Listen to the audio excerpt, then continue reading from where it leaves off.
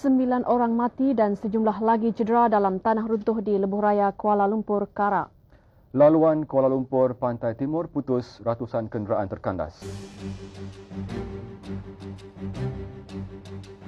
Kejadian tanah runtuh tu tak disangkalah. Difahamkan pemandu bas ni nampak sesuatu yang akan berlaku. Dengar dentuman kuat, macam buruh. Satu kali. Air itu memusingkan bas dia tu menghala balik ke Kuala Lumpur. Kita tak sangka tempat tu boleh berubah. Kita nampak kaki dia saja. Yang lain kita tak nampak. Berada di lereng-lereng bukit dan mayat-mayat bergelimpangan. Rasa ngeri dan menakutkan. Paling tidak mengisahkan diri saya sendirilah. Dia bukan batu kasih orang mati, dia air kasih orang mati.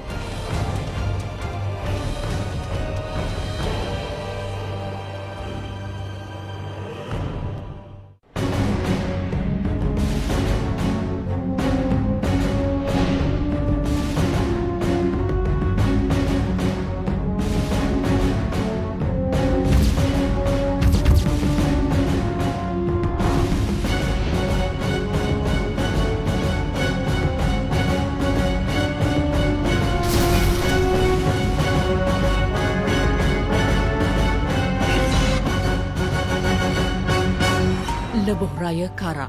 Laluan menerusi lereng-lereng bukit ini akan sentiasa dipenuhi kenderaan, lebih-lebih lagi di kala tiba musim percutian.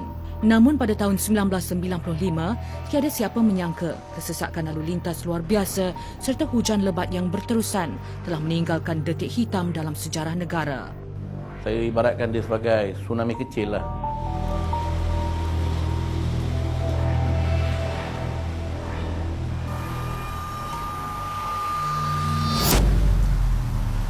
Mungkin kita tidak dapat membayangkan suasana sebenar kejadian di mana pada waktu itu terdapat sebuah terowong sahaja. Sewaktu kejadian pada tahun 1995, aliran trafik dikatakan sungguh luar biasa dengan kehadiran kenderaan yang begitu banyak.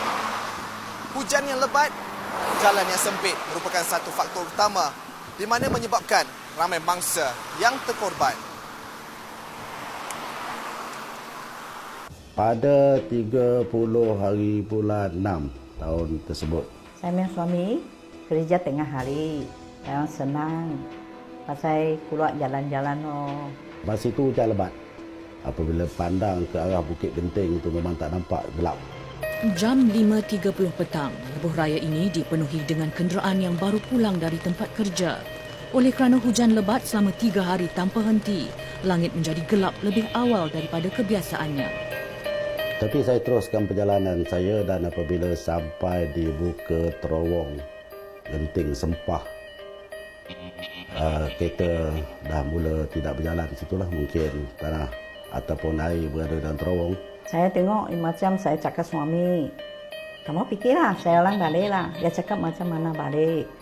Belakang Maya motorkar. Jadi saya berkeputusan untuk naik ke Genting dan turun semula di sebelah sana selepas roundabout tu, ikut jalan lama.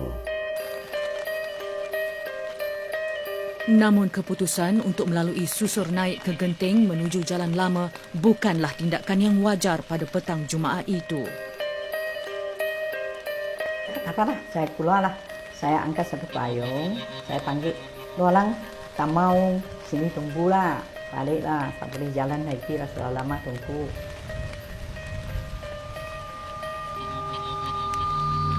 Oi, dua orang jangan tunggu, sini tak boleh jalan lagi, pokok jatuh. Mau tolong orang mah. Memang masing-masing suruh honor belakang supaya kereta yang di hadapan ni boleh honor. Tapi masa itu di bawah pun dah padat dengan kenderaan. Dengar dentuman kuat, Satu kali. macam buruh. Dia orang cakap, ya banyak orang sudah jatuh. Jadi tempat bunyi tu saya menolak tengok tanah tu dah, pokok-pokok tak nampak tanah masa itu. Pokok-pokok tu nampak mengelongsor turun. Arus yang deras itu bukan sahaja menghanyutkan pokok-pokok besar, bahkan turut mengheret kenderaan dan mangsa jatuh ke dalam gaung di sekitar kilometer 35 hingga 39 Lebuh Raya, Kara. Saya macam jalan pusing balik tengok. Maya orang missing cakap. Maya orang sudah jatuh loh, bas sudah jatuh loh. Saya terpandang satu mungkin Pajero ataupun apa berwarna putih melambung lah, macam pam pecah.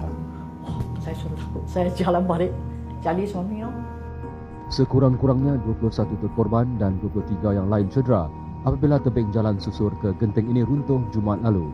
Semasa sampai di tempat kejadian, keadaan pada masa itu agak terlalu cemas. Mayat berkelempangan di atas jalan dengan bercampur lumpur dan batu. Rasa ngeri dan menakutkan. Tebing ini runtuh dan mengakibatkan sekurang-kurangnya 21 terkorban dan mencederakan 21 yang lain. Dan ketika itu juga, semasa kami mengangkat mayat-mayat ini, kita masih dapat mendapati pergerakan tanah sikit-sikit jatuh ke bawah. Cemas dan mendebarkan, mereka yang terbabit dalam operasi menyelamat terkedu seakan tidak percaya apa yang berlaku di hadapan mata. Dengan keadaan tanah yang masih tidak stabil, kerisauan mereka cuma satu, mungkinkah ada runtuhan kedua? Masih ada lagi mangsa yang terkapar-kapar dalam kolam. Kami nampak air dari penuh atas jalan raya tu mengalir turun ke bawah. Kemudian nampak beberapa kenderaan berada di lereng-lereng bukit dan mayat-mayat bergelimpangan. Orang ramai ada yang menjerit oi dengan keadaan cemas.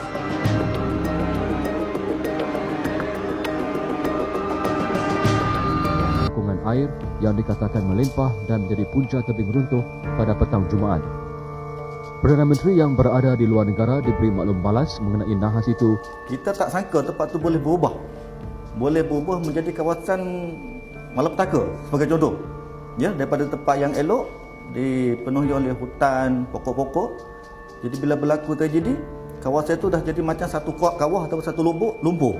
Memang kawasan tu kita kata-kata, tapi bila terjadinya bencana alam ni, saya tengok dia dah jadi kawasan macam lombong lah, dah berlumpur dah apa semua kan.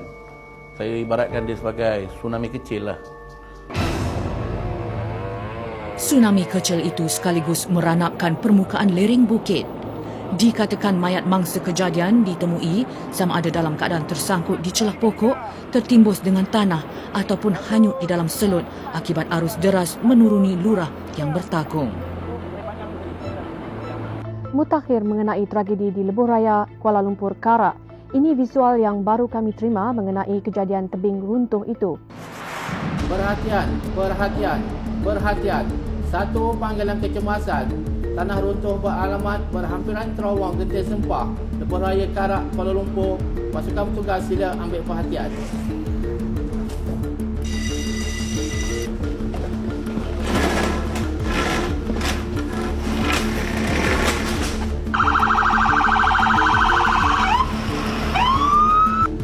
Masa pasukan kami tiba di tempat kejadian, hari telah berangsur gelap dan keadaan masa itu dipenuhi oleh orang ramai dan juga pasukan penyelamat.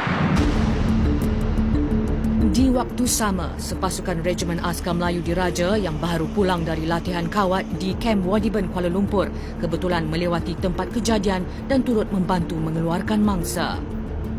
Detik tragik ketika itu menggemparkan seluruh warga negara. Susur kedua-dua hala menuju ke pantai timur terpaksa ditutup sehingga menyebabkan kesesakan lalu lintas yang amat teruk. Selain ambulan, apa sahaja jenis kenderaan yang berada di tempat kejadian digunakan untuk menghantar bangsa ke hospital.